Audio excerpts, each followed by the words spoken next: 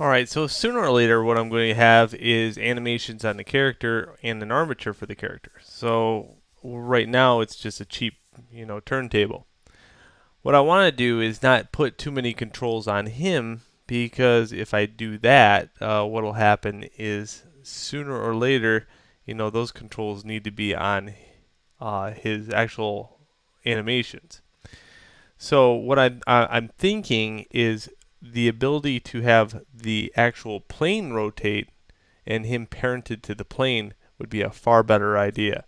Okay, with the idea that I have never tried that before, so this should be fun. So what we're going to do here is, if I need to parent something to another thing, he's going to be the driven. This becomes the driver. Okay, so you highlight him first because he's the kid. This is the parent. Okay, the parent's going to move. He's going to move with the parent. So highlight him, then the plane, and then hit Control P, and then it'll say Make Parent. Okay, so let's just test that out. What I want to do is just kind of rotate this a little bit. So I'm going to say R, and then Z, and then rotate. Ooh, look at that. Very cool. Okay, good. It works. So now let's put some logic on the plane. So we're going to have the plane highlighted, and I'm going to go in here and say Add. And instead of always, it's going to be a keyboard. Add, add.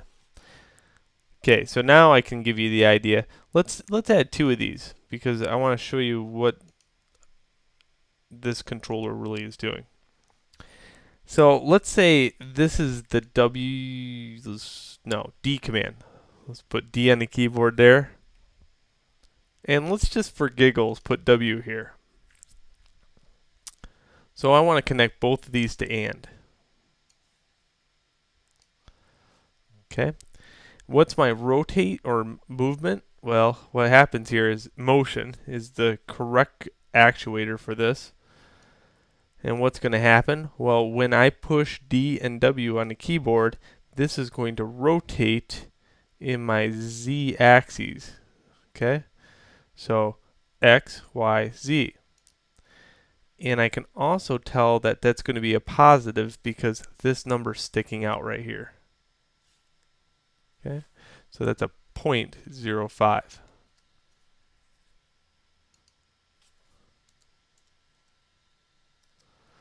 Let's check it out.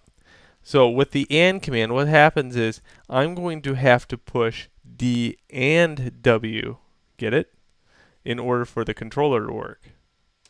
Okay, so let's try it out. Okay, here's D alone, here's W alone, but here's D and W.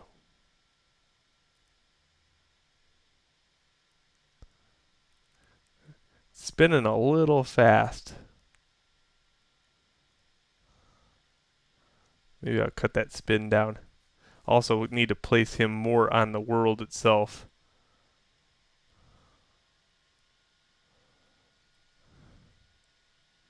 Okay, so let's do that. Let's move him down just a little bit.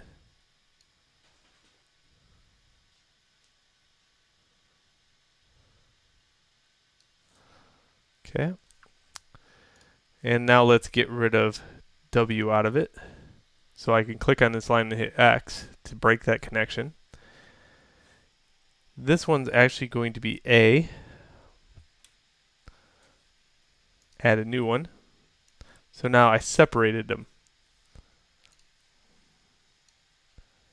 So this is way too fast, so I'm going to put 0.02 on there. And this one's going to be a negative 0.02.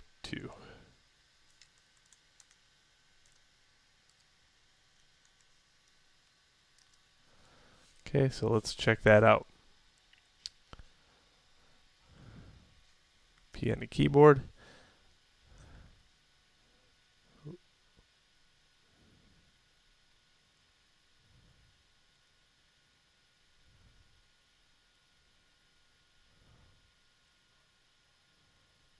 Very fluent. Okay, what I'm getting is a wobble. Okay. And that wobbles probably because of his tail right there is a little farther away. Also, what I can do is kind of look at my camera and see if there was anything like, here's my height. Oh, and here, I might want my y-axis being my rotate. Camera tries to get behind the y-axis. So let's try that.